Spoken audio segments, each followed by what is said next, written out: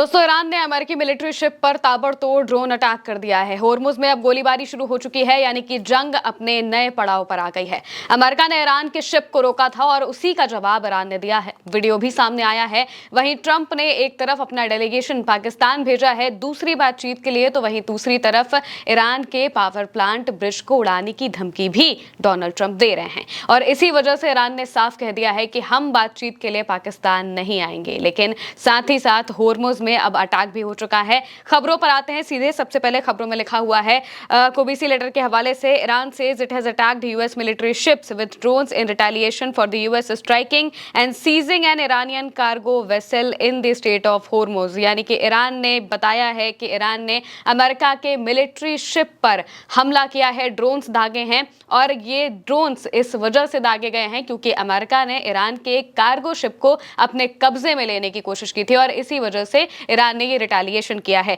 यहां तक कि आईआरजीसी के प्रवक्ता इब्राहिम जोल्फागरी की तरफ से भी एक्स पर पोस्ट करते हुए लिखा गया है, a number of drones were launched at American military ships. यानी कि कई ड्रोन्स अमेरिकी मिलिट्री शिप पर दागे गए हैं, ये बात साफ तौर से कह दी गई है। वहीं ईरान ने अमेरिका से नाकाबंदी हटाने को कहा था, लेकिन अमेरिका नहीं माना। इस वजह से ईरान ने वापस से होर्मुज बंद किया और वहां से आने जाने वाले शिप्स पर हमला कर दिया। जो भी शिप से आगे क्रॉस करने की कोशिश करते उन पर गोलीबारी हुई, जिस बात से डोनाल्ड ट्रंप काफी ज्यादा तिलमिला गए क्योंकि वो ये सोच रहे थे कि जब नाकाबंदी हमारी है तो भला ईरान कैसे जहाजों को रोक सकता है। इस वजह से डोनाल्ड ट्रंप काफी ज्यादा बौखला गए और ईरान की गोलीबारी को लेकर उन्होंने एक्स पर पोस्ट किया। अपने जो ट्रुथ सोशल है उस पर पोस्ट करते हुए वो लिखते हैं कि ये हमारे संघर्ष विराम समझौते को पूरी तरह से उल्लंघन है।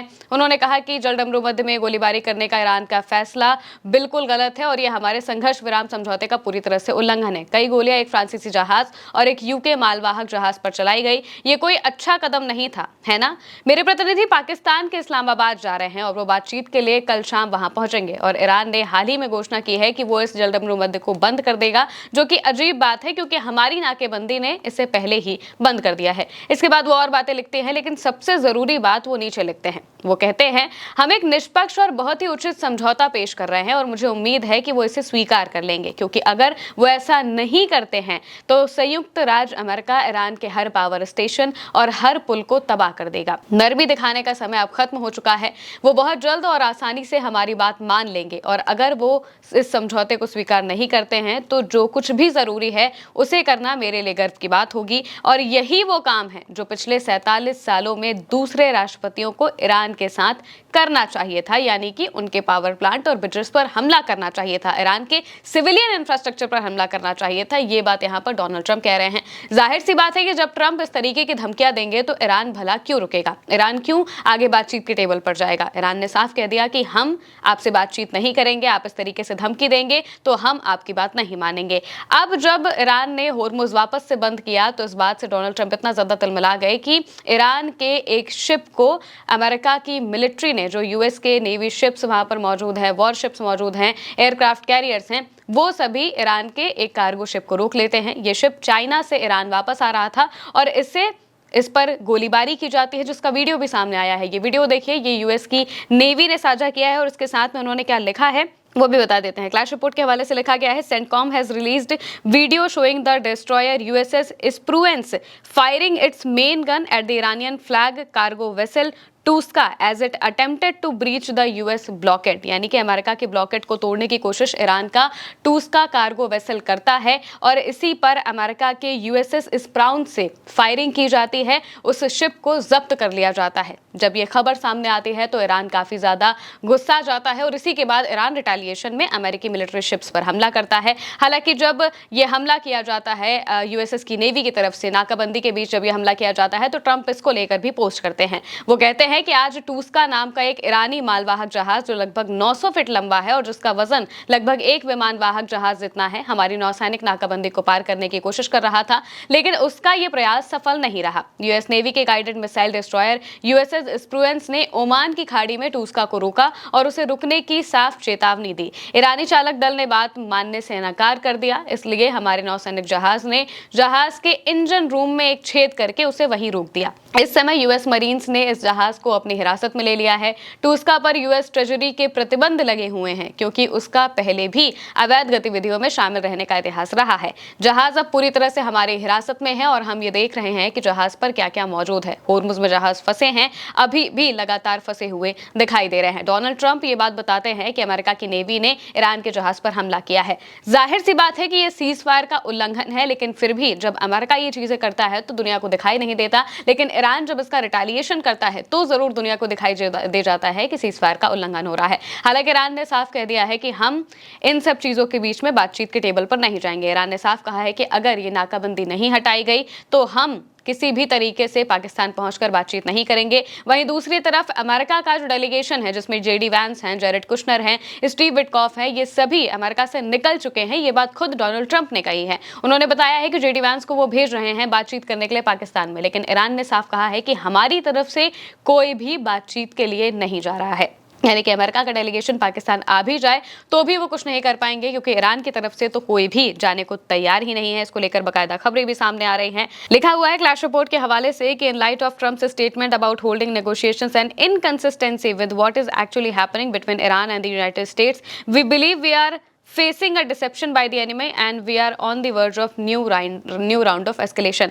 ईरान ने साफ कह दिया है कि ट्रंप जिस तरीके से अपनी बयानबाजियां कर रहे हैं और कह रहे हैं कि वो ब्लॉकेड लगाए रखेंगे और वो बातचीत भी करना चाहते हैं, एक तरफ नाकाबंदी करके दूसरी तरफ वो ईरान को मजबूर करना चाहते हैं बातचीत के टेबल पर, तो इससे साफ जाहिर होता है कि अमेरिका हमें धोखा देने की कोशिश कर रहा है और इस धोखे का जवाब भी हम देंगे। साथ ही साथ में ये भी कहा है कि अब नए राउंड का एस्केलेशन होगा, यानी कि जैसे ही सीज फायर खत्म होगा तो वापस से एक नई जंग भी शुरू हो सकती है। इसके साथ साथ में यह भी बताया जा रहा है कि जेडी वैंस निकल चुके हैं। क्लैश रिपोर्ट के हवाले से लिखा है, JD Vance will attend upcoming Iran talks in Pakistan alongside Steve Witkoff and Jared Kushner, the White House says, despite Trump earlier denying Vance participation over security concern.